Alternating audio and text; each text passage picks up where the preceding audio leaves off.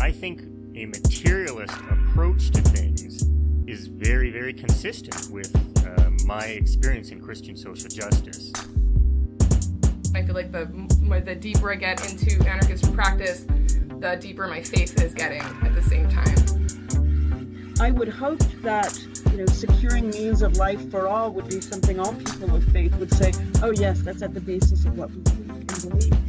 Those who are most marginalized know the most about the true, the good, and the beautiful. To me, it's less that I think building class solidarity is a bad thing, as much as it seems like if you don't attend to things like anti-Black racism, that's always going to get in the way of building class solidarity, actually. And when you go back, you find that a lot of revolutionary grassroots participatory movements, the precursors to what you could call the barrio assemblies and these grassroots neighborhood organizations, a lot of these were sponsored by the church. What does it mean to say that the Christian tradition is internally contradictory and there are antagonisms there and you're always being faithful to some aspects and betraying other aspects? Welcome to the Magnificast, a podcast about Christianity and leftist politics. And I'm your co-host, Matt Bernico. And I'm your other co-host, Dean Detloff. All right, folks. On this podcast, we have two types of episodes. One where we talk to someone or about something that rides the line between Christianity and radical politics, or other episodes where we just read something that only marginally relates to Christianity. And this episode is definitely the latter. But they're important, right? Because if we didn't do that, you would never get the great episodes that we do on Marxist literature. So you should be thanking us. You should be. And I'm thanking you, Matt. From me to you, on behalf of our listeners. Thank you. And also with you. Yeah, thank you. With my spirit. This week, like I just mentioned, we're going to be doing one of those episodes where we talk about something marginal related to Christianity and leftism. We're going to be talking about a deeply under-discussed book by Karl Marx's son-in-law, Paul Lafargue, called The Right to be Lazy. Yeah, it's a great book. It's basically the Apocrypha of Marxism. Some Marxists know about it. It's in their Bible. It's in their canon. But a lot of them don't. So you can add this one to your big Marxism Bible, and you can be just like the Catholics or the Orthodox and just have some of those extra bonus books in there. That's a great way to think about it. This book is really cool for a lot of reasons. I think first because it's very short and easy to get into. If you want to read a book in a few hours, man, this is the one for you. If you're feeling so lazy that you need to read a book about being lazy, this one is also for you. But also because it gives a really different perspective on labor that I think a lot of Marxists don't really think about or talk about. If you want to know the nuts and bolts of how labor works and the amount of labor time it takes to pay your own wages or whatever, all this big picture economic stuff, Marxists definitely have you covered.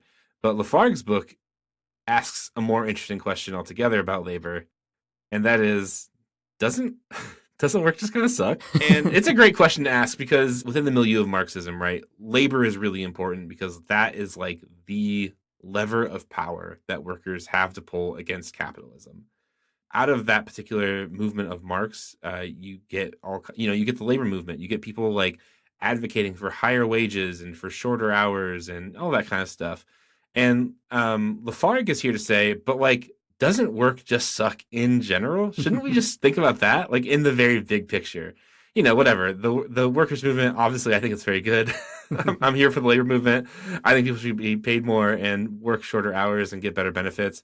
But can we stop for a second and just ask the question, doesn't work just suck? Because it does. Yeah, that's right. It does. It's not fun. People don't like doing it. And I think there's a lot to it, as we'll talk about in a minute. Both leftists and Christians alike have reasons to valorize labor and work in general, and it's tied to a lot of moralizing things. And Lafargue's book is great because he does just kind of appeal to the basic fact of being at work and how much you don't like doing it, whether you like it or not. And I think it's interesting to usually when you read Marxists talking about work or when you read Marx talking about labor, you're reading these kind of systemic analysis, right? Marx is going to tell you exactly how labor fits in the capital production process or whatever, what surplus value is, how it's generated by working people, etc. Lafargue is just pamphleteering. It's pure propaganda. There's no systematization going on here. It's just an appeal to, I guess, the universal experience of hating your job. And Yeah. I think that is actually something that we need more of in Marxism and on the left in general, just a kind of, fiery pamphlet about people's daily life. What you're saying is right. It is propaganda for sure. It's not a systematic way to think about work. And that's, fine. But there is something that is in Lafargue's book that I think is maybe a bigger trend in Marxist literature. Like in the early Marx, you get all kinds of stuff about alienation of labor and like, what is that experience like? How does like selling your labor to somebody else like make you feel alienated in your own body? Lafargue is asking, not altogether dissimilar questions, but maybe like on a different level.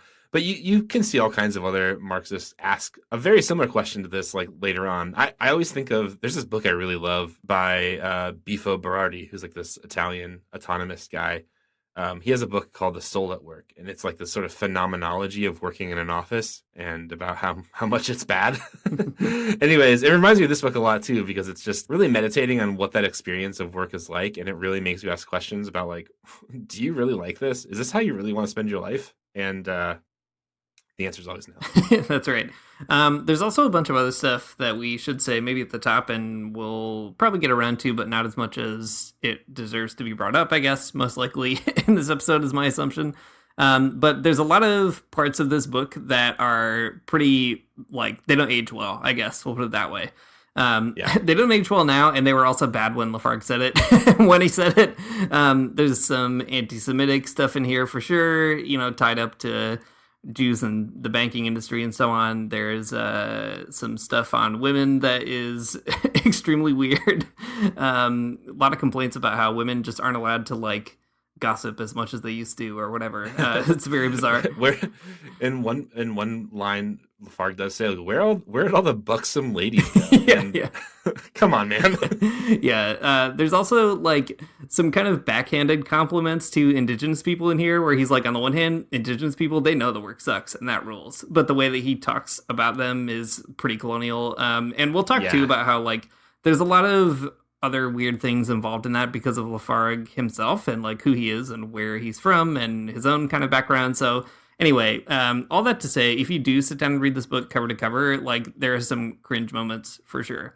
As you find with lots of other left-wing literature in the 1800s, a long time ago, like forever ago, we talked about some anarchists on here, Proudhon and Bakunin, I think we talked about at one point, who have lots of similar errors. And Marx as well has certain moments where he says a lot of bad shit like that. So anyway, like I said, maybe we'll find kind of ways to bring it out, but just a heads up or a prefatory note that it's a problematic text. We know that.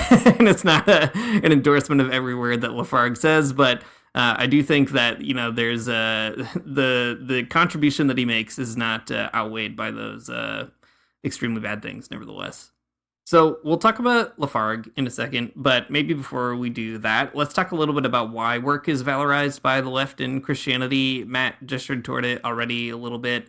Labor has this particular role to play, especially in Marxism, because it is the lever of power. If you withdraw your labor, you withdraw a lot of power in the capitalist system.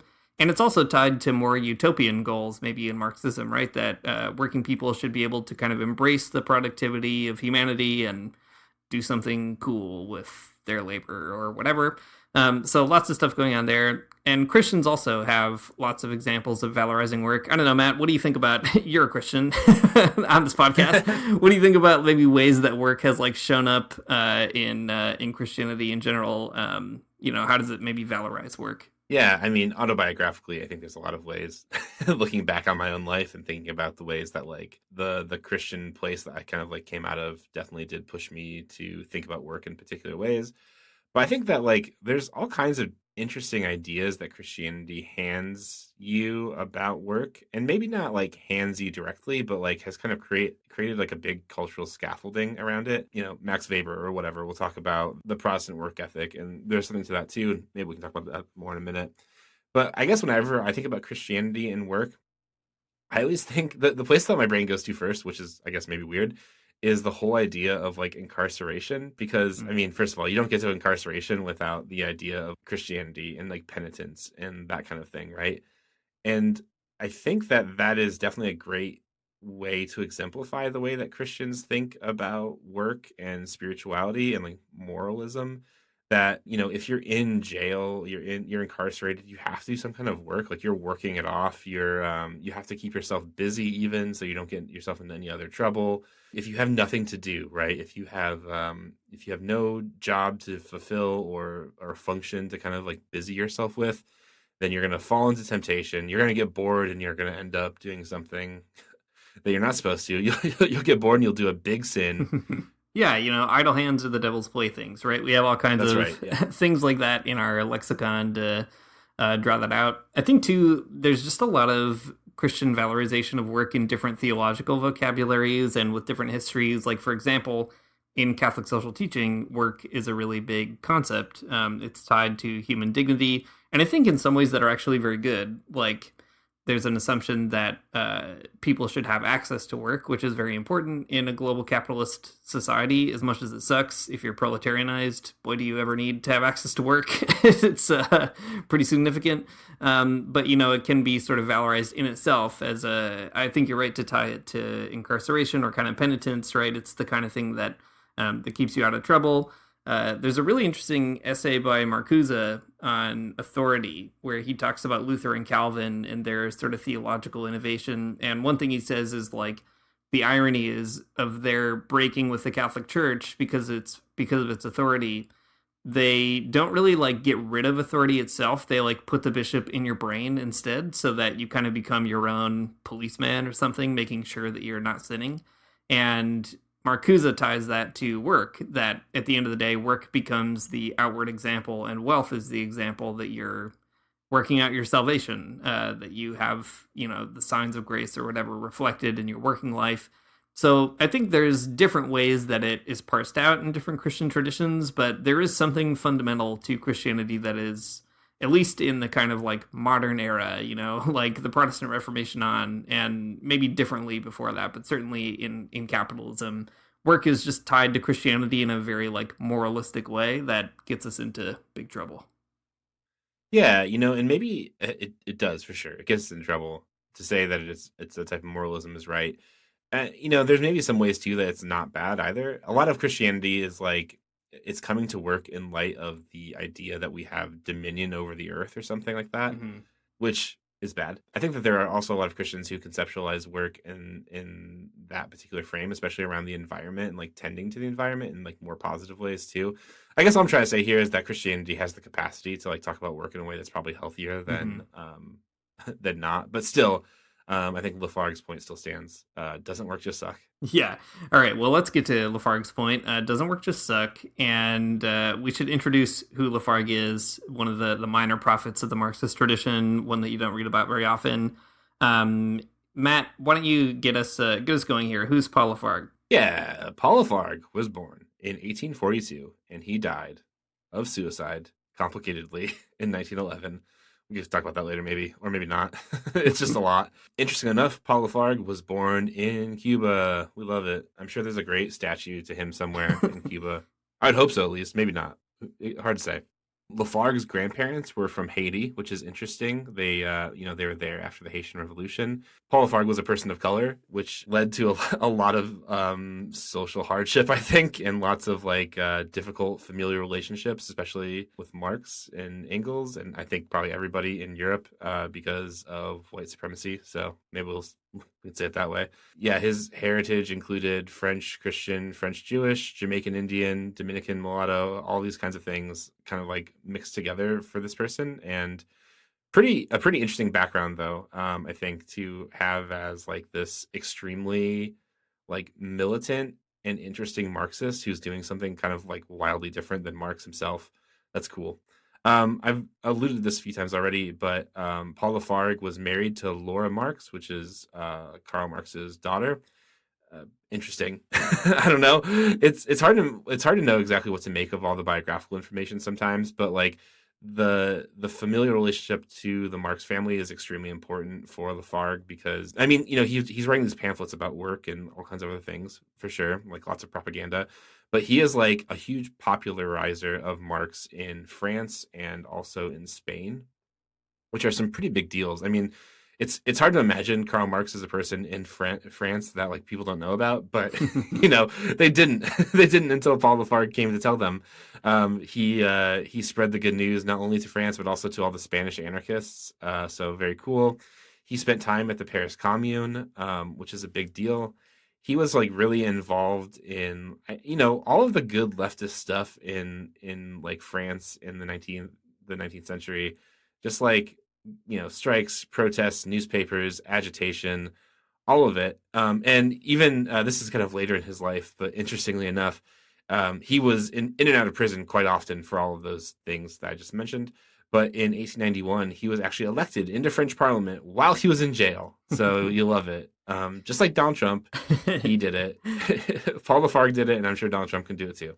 But all that to say, like, I think if you were to like, if you were going to talk to people about Paul Lafargue, you'd probably find a lot of anarchists and lots of like wobblies and like those types of people who are very interested in him.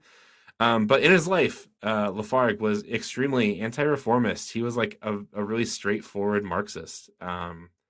Lenin spoke at his funeral. I mean, like that's maybe a great testament to like that he was like a Marxist through and through. But just the same, anarchists think he has something important to say, and on that, I agree. He does. In fact, he was anti-anarchist. Like he engaged in polemics with anarchism. Right.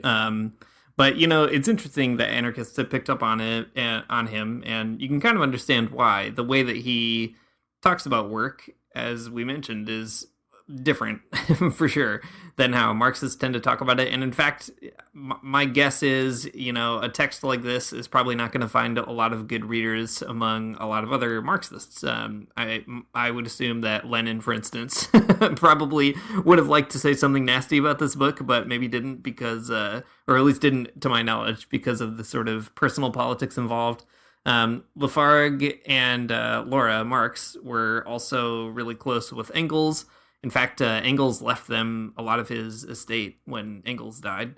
So lots of, direct connection. And Laura, we should mention too, Laura Marx was a pretty militant activist in her own right and did a lot of work to promote Marx. So they were kind of like they were a power couple of early Marxism, I guess. But why don't we get into the text itself and we'll figure out where he's plotted on the weird world of the left.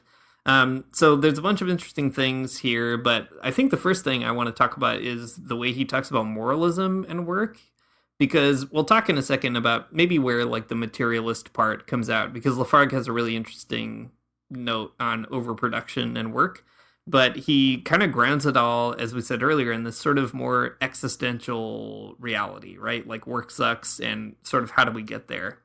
And he has a lot of really fun things to say about religion. There's some great lines that maybe we could talk about in a second. But one piece I really like is the way that he ties work to moralism in ways that we were just sort of circling around. So here's a quote from Lafargue.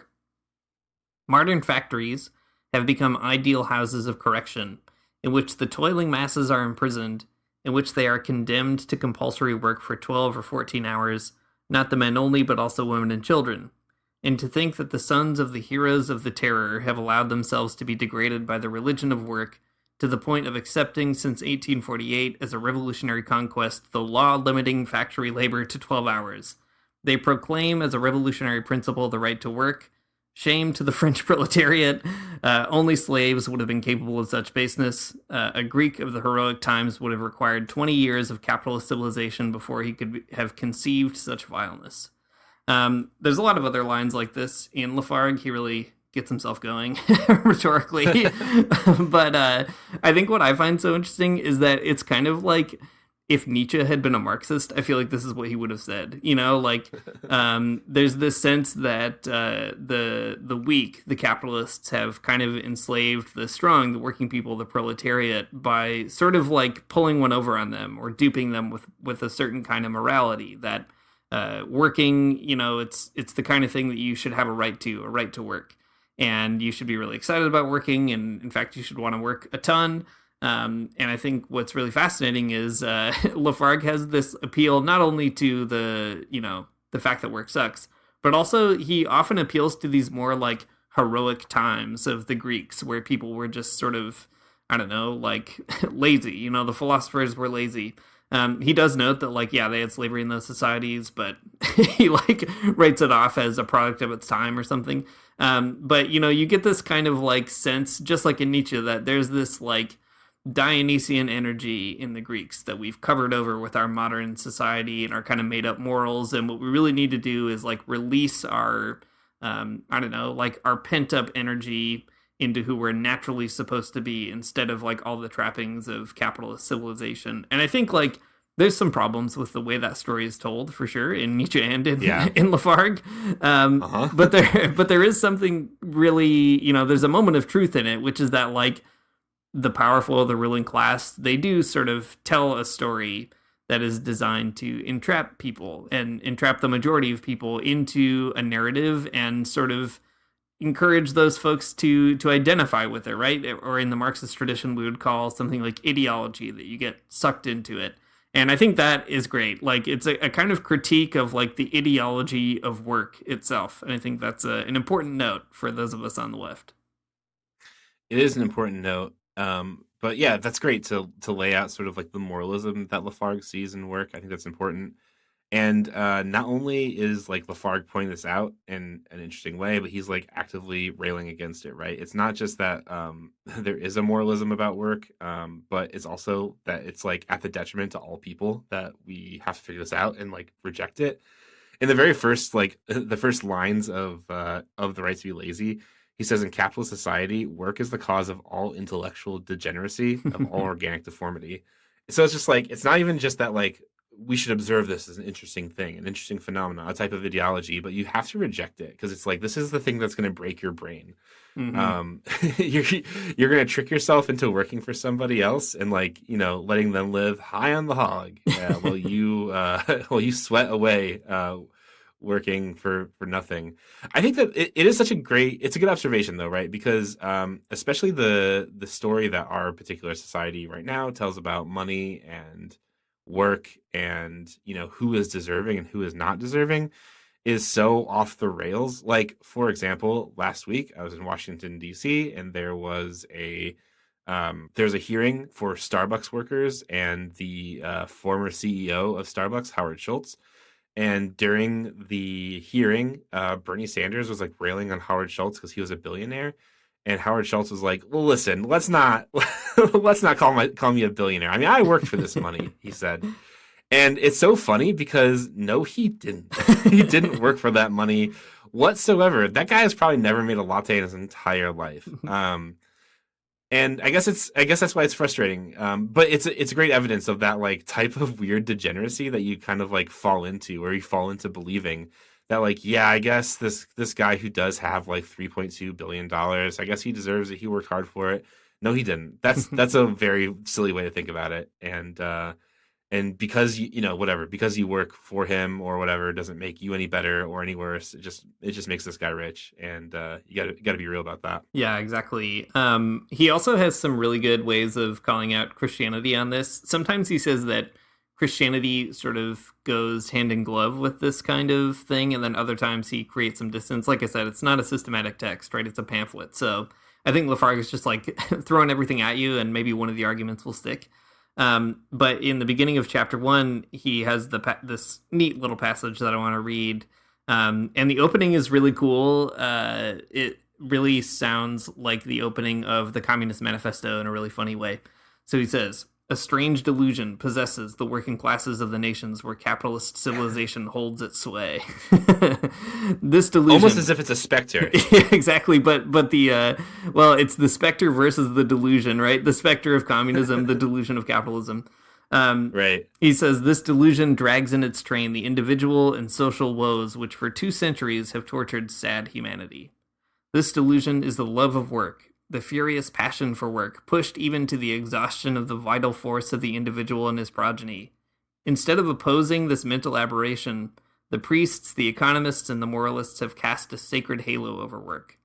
Blind and finite men, they have wished to be wiser than their God. Weak and contemptible men," there's the Nietzsche bit again, "they have presumed to rehabilitate what their God had cursed.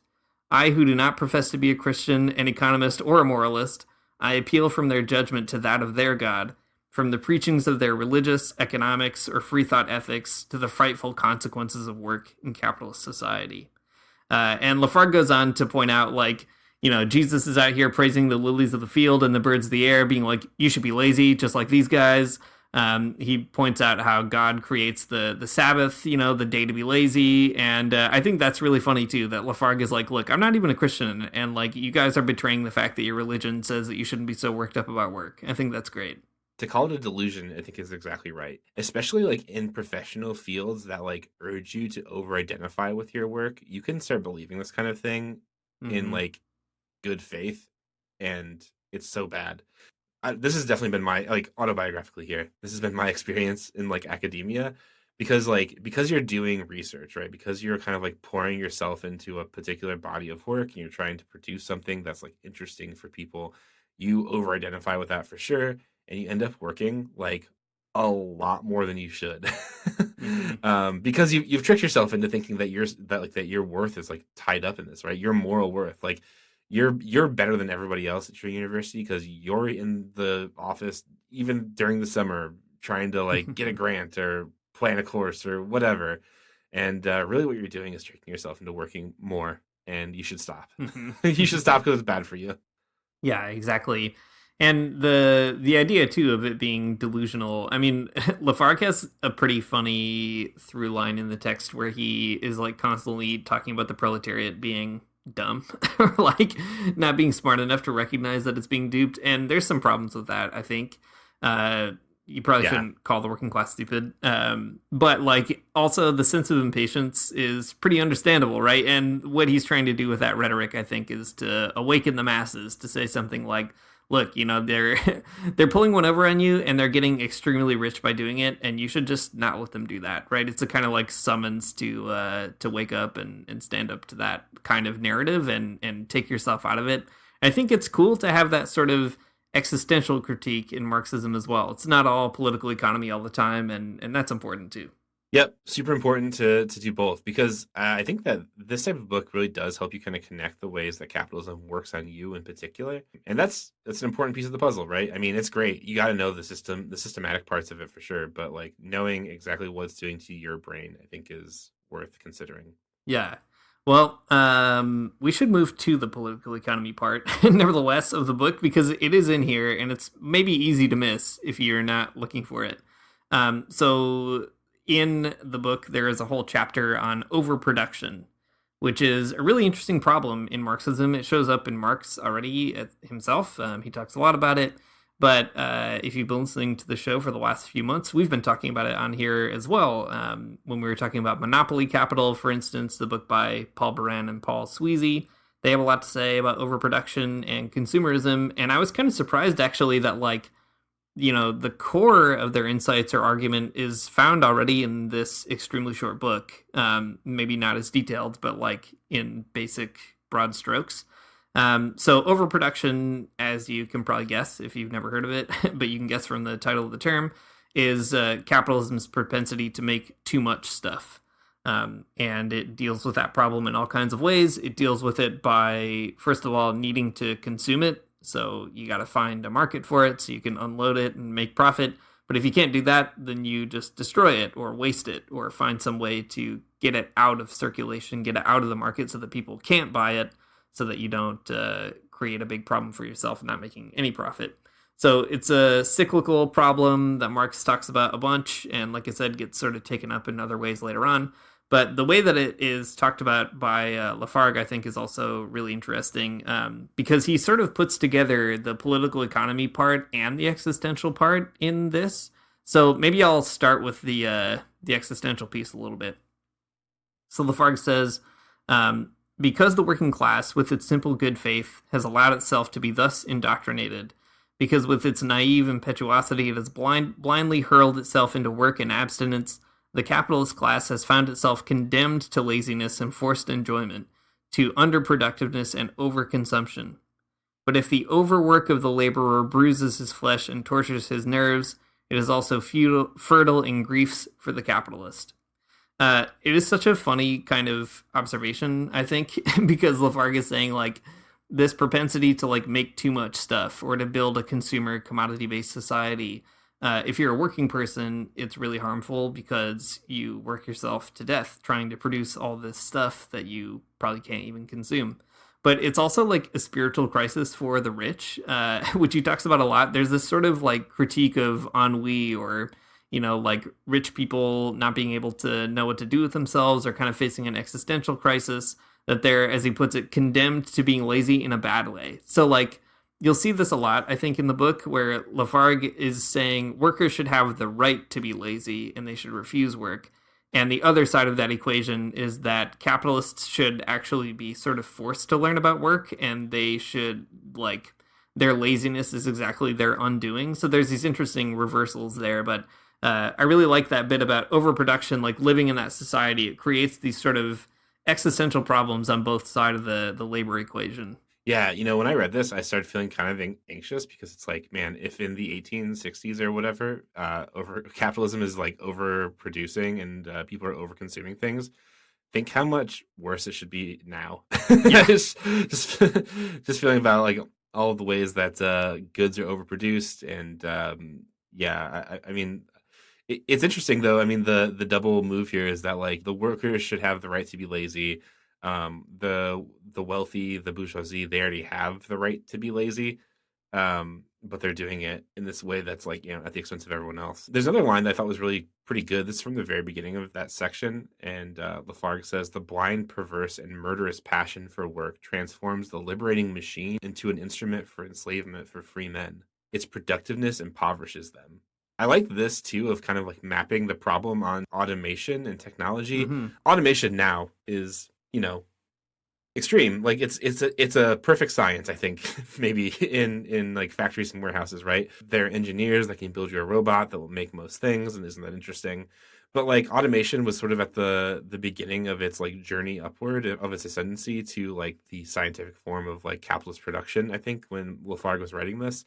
And like even then, Lafargue kind of like recognized that like instead of weaving a particular textile and it taking like 5 hours, you know, a machine could do it in 1 hour or something. If you transform the way you thought about work and like the ways that automation and new machinery cut down on labor time, what if there was just a way that you could think that this could be enough for the day? And I think that's such a wild insight, because no one thinks that way. No one thinks like, oh, well, I've created 100 cars in the time it would take, you know, to put one together by hand or whatever, and that's just good for today. Because I mean, that's not the logic of capitalism. Capitalism always tells you you've got to do more. Yeah, I think it's also a really good excuse to talk about the analysis of technology and automation in the Marxist tradition.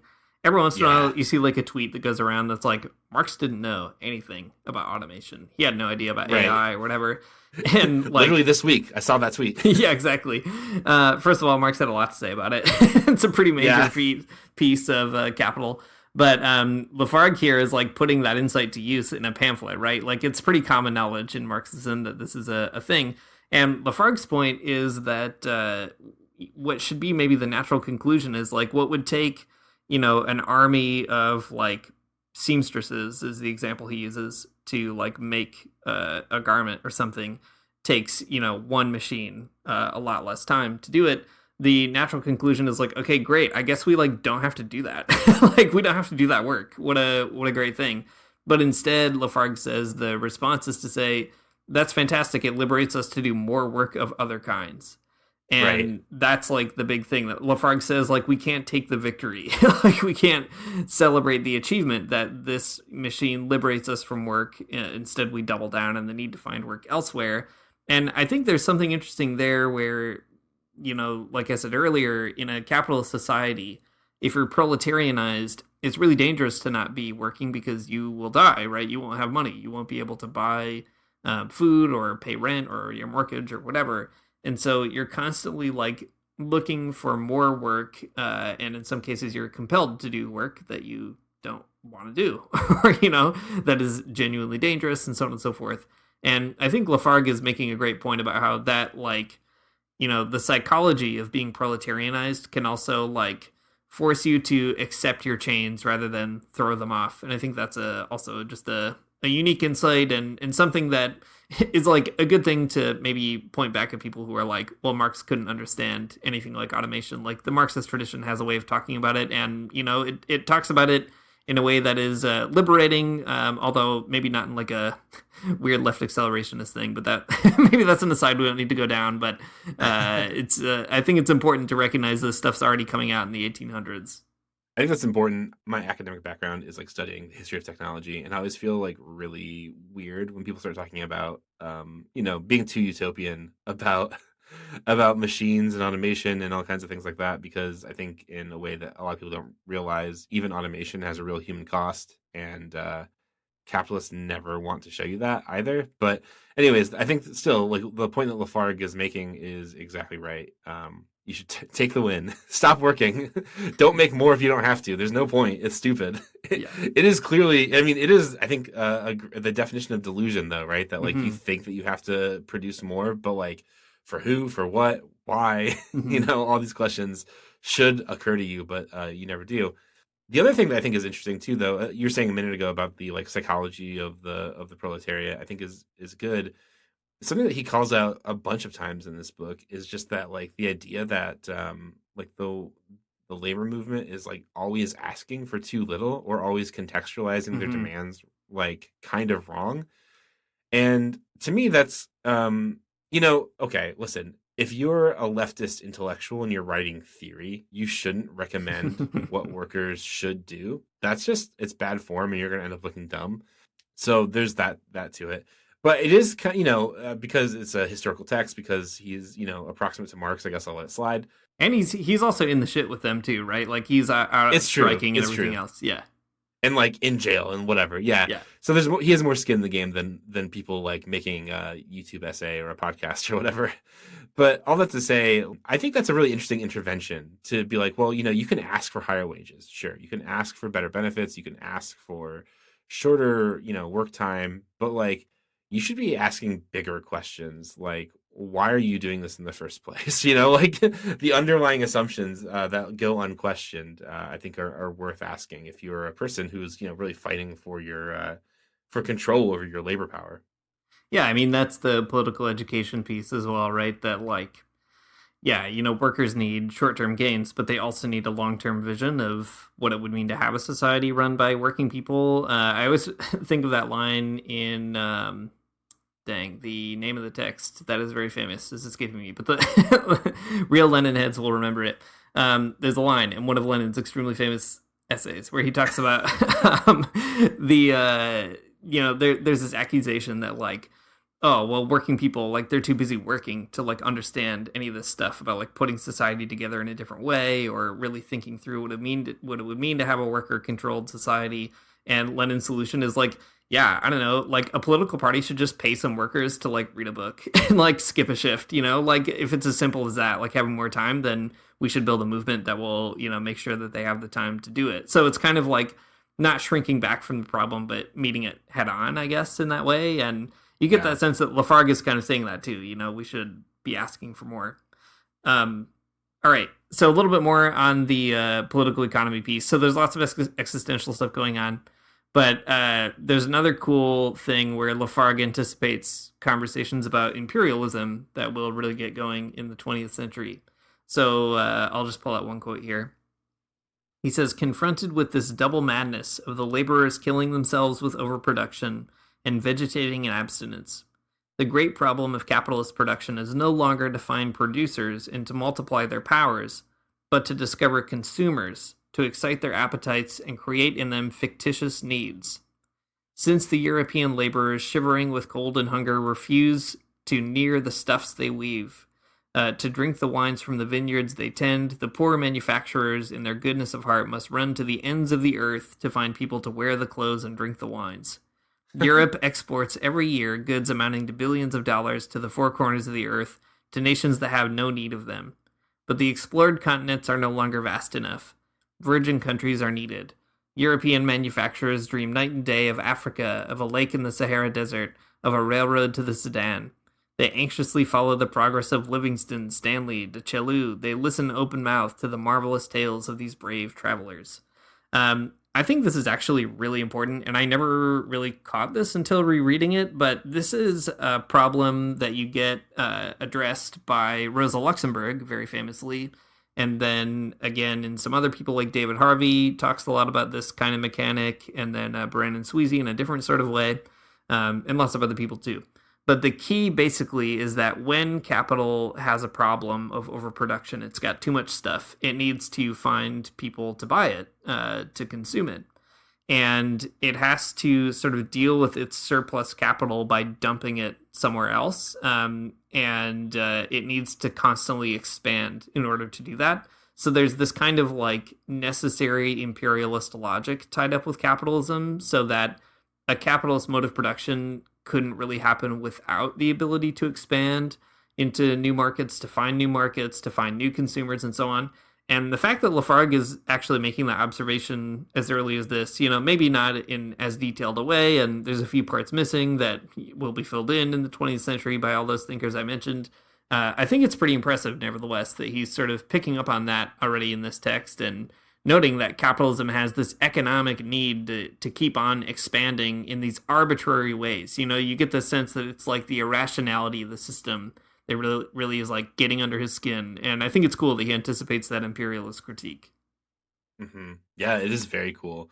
Yeah, I mean, and the piece that's maybe missing too is that like not only are you constantly looking for new markets, new people to consume, but also new people to produce, new things to produce, and so on. But yeah, I think it's great to see it. Like we said, Lafargue is not like a systematic thinker in all of this, but it's great to see that he gets to the right point a lot in this book, and it's good to see.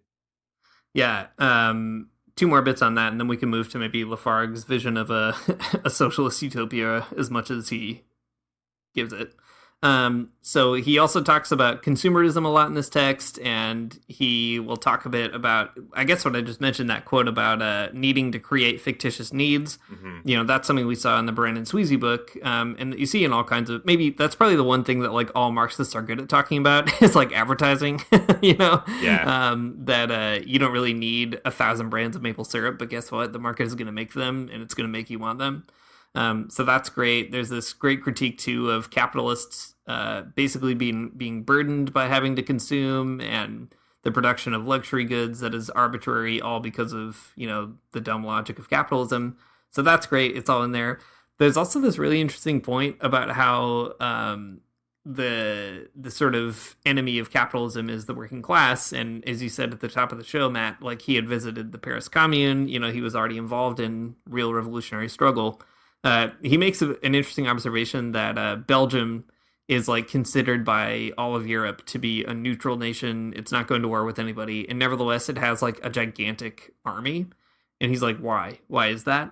And the answer that he gives is that they fear the working class just, up and dropping out or doing another Paris Commune or whatever. And he talks too about like Paris being turned into a fortress, and the fortress is not to protect Paris against an invading country. It's to protect it against, the workers. It's to protect the rich against working people deciding to do something different.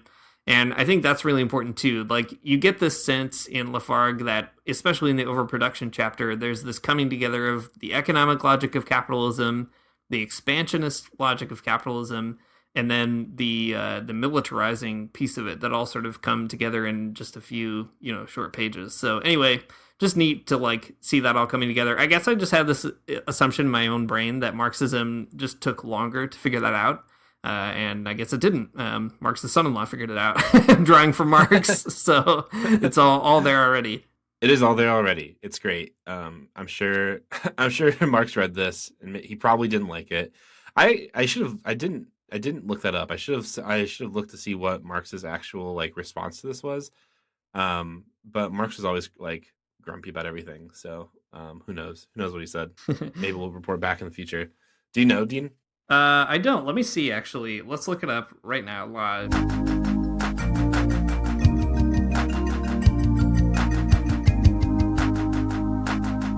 All right, we've looked it up. And coincidentally, the book was published in 1883, and also Marx died in 1883. So if he read it and commented on it, I don't know, but he would have been crabby already, I guess. Hard to say.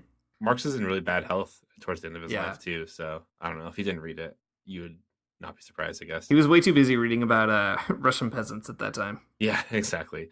Yeah, trying to finish the third volume of Capital and then not doing it. So far, we have this on the table, right? We have work sucks. I know. In the words of Blink-182, there's a moralism that you get from Christianity and from capitalism that tries to tell you that work is really important for who you are and being a good person. Being idle is probably the worst thing you can imagine, right? But Paul Lafargue says work is actually bad. It tricks capitalism tricks you into like thinking it's good. But I guess where are we at the end of this conversation? Like, what is it that like Paul Lafargue is like looking for? I think in this this whole pamphlet, I guess, about being lazy. Yeah, well, just like his father-in-law, he will not tell you how to build a socialist state, but he does maybe give you some glimpses, but it is all very funny. I think the last chapter of this book is one of the most fun. It's called New Songs to New Music. Already great. Not the kind of thing that you would name a blueprint for building a different society. And in it, he just kind of gestures in a lot of different directions, but it's clearly like his most satirical or like funniest part of the book. And the moral that he comes to of his own story is that workers have been, forced into capitalist virtue, right? They've been disciplined or incarcerated or sort of punished, punitively punished by work in order to make money for the ruling class. And so what we need is, to borrow a Nietzschean phrase, a transvaluation of values. Maybe it's not exactly right to map that so closely, but again, I just can't help but hear Nietzsche when I read it. It's a great master's thesis, though. Oh my gosh, it's true. Put that together, somebody. It's free to somebody else. I'm not going to write it. That's for sure. The idea is that workers should really indulge their vices, right? They should throw off that moralism, throw off the virtues that they've been forced to learn, and just embrace their natural state of being lazy. They should quit doing work. They should, embrace their passions, etc. And on the flip side, capitalists should actually be forced to do work. And the work should be like very grueling labor. Lafargue says, he says they should basically like learn to clean toilets, do all the stuff that like workers don't want to do anymore, because they need to sort of be chastened. Like they gave in too much to their vices, and so they have to get through some of that discipline themselves. So there's, like I said, no systematizing in this text. It's not as though like work is, equals bad and lazy equals good in this uncomplicated way. But I think what Lafargue is really saying is that workers should have a right to be lazy, that they should be allowed to exercise. And right now they can't, right? They're locked into the right to work, and that's all. And it's pretty interesting anyway that he sort of ends there. Like I said, it's very satirical, very silly. Like, he talks about how, we're still going to need to have like public institutions. He was a statesperson himself, right? But all these capitalists should have to like clean all the bugs out of Parliament. That's how he puts it. They should all be exterminators, basically. So that's Lafargue's big socialist utopia. Working people who've been working, they just get to sit around and do whatever they want. And the capitalists should have to learn how to, pick up a plunger. Yeah, you can definitely see the Christian logic in that, though. At the end of the day, right? Yeah. Like the people they've had good things their entire life. They've already kind of enjoyed it all. Now they have to clean the toilet, and the workers who haven't, now they get to enjoy everything. Truly, I tell you, this is the kingdom of God. It's the Magnificast passage. Yeah, exactly. Something I was thinking about a little bit, though. This is like maybe my own anxiety about the whole thing. The idea of being lazy, the idea of idleness. I guess I was thinking a lot about that, about like, what does that actually mean within this text? Like, what are the things that Paul Lafargue is imagining as being lazy? And I was thinking about that, especially with regard to the like false needs. And it's like, I think for a lot of people, being lazy is like consuming things.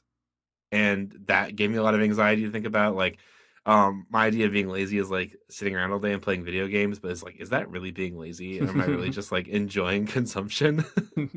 But anyways, I think it's a great virtue to chase after, right? To try to practice a little bit more laziness in your life, no matter what it looks like.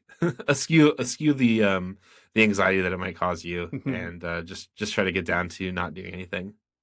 Yeah, in the socialist utopia, like, for sure, we should all beat Elden Ring 30 times, and just like in the great Eternal Beyond, eventually you'll get bored of that, and you'll have to go outside and touch grass, and I think that's the laziness that Lafargue is after. The moment where you do finally go outside and, like, figure out what it means to be, like, a flesh and blood thing in the world, that's the kind of thing that capitalism alienates you from all the time, right? And the idea is, like, we have to figure out how to do that. There are a lot of interesting parts in this book where Lafargue is always kind of like, I don't know how to put it. Like, he's not like anti-civilization, but he's always pointing to like the categories of the barbarians against the Romans, indigenous people against the colonizers, right? Like, the people who are outside of civilization, somehow those are the people who like have it figured out. Like, you shouldn't work. And it's these dang Christians who are like beating everybody into submission to the delusion of work. And I think that is maybe the thing to look at. Like, I don't think Lafargue is saying we have to, rewind history, right? Like, he's not a Luddite. He thinks technology is the thing that actually liberates us from work. He's an industrialist at the end of the day in that respect. But there's this sense that we have to sort of take what freedom that gives us and like use that to get back in touch with whatever it means to be a human being. I think there's something to that resonates with, I don't know, my aspirations, even if not my actuality. I'm not touching a lot of grass these days myself. Yeah, that's true. I mean, there's definitely a type of romanticism to that, I think, of just like chilling and like hanging out and not working and sort of living like a more like a free lifestyle or something. But like practically speaking, though, I think, I mean, for Lafargue specifically, I mean, coming from that like the more political economy focused chapter, it does seem like, you could just work less hours. Like, you work 8 hours a day. Well, I mean, that's our work paradigm. But like, what if you just worked like 4? What if you worked 2? What if you only worked 4 days a week or 3 days a week? Man, great questions. Great things to start thinking about in terms of like, what would you actually demand or what would you want? What would a good life that's free from like the shackles of overwork actually look like? And it's great to think about. Yeah, I don't know how to get there, but not it's Paul Lafargue, but I'm into it. One thing that just made me think about toward the end here too is just recently in Colombia, Petro was trying to pass legislation that would reduce the working day to 9 hours a day because it is not 8 hours. It's not even 9 hours. And he was facing a ton of opposition from all the people that you can guess, the business class and so on. And I think the other side of this, maybe reading it in the 21st century, is like when we think about imperialism, when we think about the expansion of capitalism, it just is true that like if you're closer to the core of the economy, you get to maybe even enjoy being liberated from work more than the people who are on the edges of it, right? The people who are like closer to the frontiers of capitalism. And I think that's important also as good anti-imperialist folks, is to like recognize like how does our right to be lazy also depend on the demand to work even more than we do in a regular job in worse conditions in other parts of the world. And yeah, just something to kind of not to feel guilty every time you're being lazy, for sure. I think that sucks, but like just to be mindful of how the economy, unevenly even distributes its demands for work. Yeah. I was thinking too, like, this is completely out of left field, but I went to the UK a few weeks ago, and I was in Scotland, and I was reading about the labor movement there. And after World War II, that's when the big move to like solidify and legalize the 8-hour workday happened. But it happened because there are all these people returning from war, and like all of the people who were formerly like making ships and munitions, like that work wasn't there. So they wanted to cut back to the 8-hour workday so that everyone had like more like a piece of the pie, I guess. So like because there was less work to do, but like but cutting work hours meant that more people could work. And I think there's something to that, though. Even in terms of imperialism and like the uneven distribution is that, cutting hours some places just means that like more people could work a little bit more, or like you could take a piece of that pie where maybe you don't have it. You could take a break from your email job and you could do, different type of work for a little bit. Something. Yeah. I don't know. All to say it's complicated, but like I guess it's like the book itself is a really interesting invitation to think about how work is distributed and like what is socially necessary to produce and how much should any one person be doing. Man, great questions to be asking beyond just like what should the minimum wage be or whatever. Yeah, Lafargue even points out already in this text that there had been studies in the 1800s, which was also news to me, that showed that more work time doesn't mean more productivity, that labor time isn't tied to productivity, which is wild to me because that's like a conversation that people are having now as though it's the most novel thing to think. And people always talk about that with the idea of reducing the work week from, 40 hours to 30 hours or 35 hours or whatever it might be. And there are studies all over the place that show working like whatever, I don't know what they are, 5 or 6 hours isn't like more productive than working 8 hours, right? So there's this like data on it. And Lafargue is saying the same thing about the difference between working 10 hours as opposed to like 12 hours, So like there's something to that as well, that the idea that sort of work equals productivity and vice versa is also like basically just, it's a lie that the capitalist warden tells to like keep everybody in the prison of labor. And it's good to, let the captives go free, right? We've got to close the prisons of capitalism. Yeah, I don't mean to keep belaboring this point either, but like there's a great chart from the Economic Policy Institute. I'll link it in the show notes maybe. But there's a chart. It's called The Gap Between Productivity and a Typical Worker's Compensation has increased dramatically since 1979. So since 1979, productivity has gone up 64%, while hourly pay has only gone up 17%. The rise in productivity, I think, is the wild thing, right? That like even since 1980, productivity has gone way up, and maybe it just shouldn't. It's like, what are we producing? It's not worth anything. Who cares? Emails? No way. I would love to produce less emails. So, all right, we're getting toward the end here. Matt, all right, we're Christians and we're people on the left, and there's, I think, maybe more to say about work. I feel like the right to be lazy, I can get behind that. I think we should add it to the big UN Declaration of Human Rights that everybody's fighting for. We need human rights observers going around making reports of how many people are allowed to be lazy and where and so on. I think I'm sold on that for sure. I agree. And Lafargue is right to call out the ideology of work. I'm not totally ready to, buy into the pamphlet entirely. I think maybe some work is important. Maybe there's some good things about it.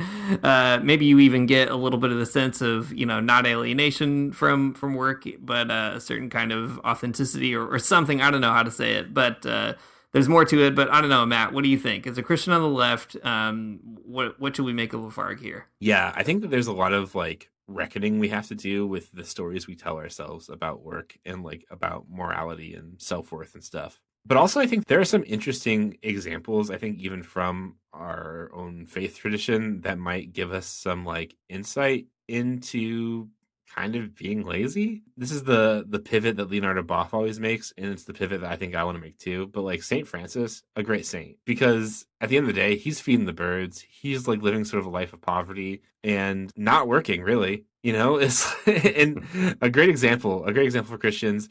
I mean, even the early church too, right? Like Jesus ascends to heaven, and the first thing they do is form a commune, and they are sharing things in common, but not working. All that to say, the Christianity that we have that's like trying to trick us into working and kind of tying our morality to work is not the Christianity we have to have, and it's not the one I want either. So there you go. That's good. You heard it here first. Listen to Jesus. Go be like the birds and the lilies. Don't think twice about it. Just be lazy. Just be like Francis. Just feed those birds. That's all you gotta do. Feed those birds. Be those birds. Feed those birds. Be those birds. That's my New Year's resolution for 2023. Feed those birds. Be those birds. Thanks for listening to the Magnificast. If you like what you heard, you can support us on Patreon at patreon.com/themagnificast. If you do that at $2 or more, you can join a great Discord channel community thing where you can hear all kinds of stuff about books, about articles, about recipes. Lots of conversations going on there all the time. They're all great. You can find another podcast that we do behind the paywall once a month called The Lock-In, where we talk about goofy stuff, current events, Reddits. We did a paywall or a non-paywalled episode earlier this month. You can check that out and get a sampling of how it goes. Our music is by Amari Armstrong, and our outro is by The Illogical Spoon, and we'll see you next week.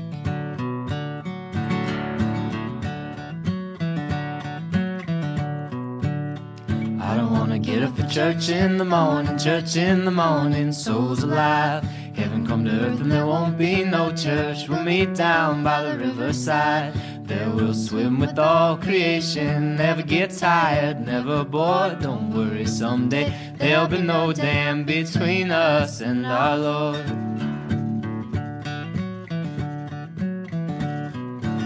Jackson, keep your hoods up. Keep your hoods up and you stay up late. In Jackson, you keep your hoods up. Well, you keep your hoods up and you stay up late.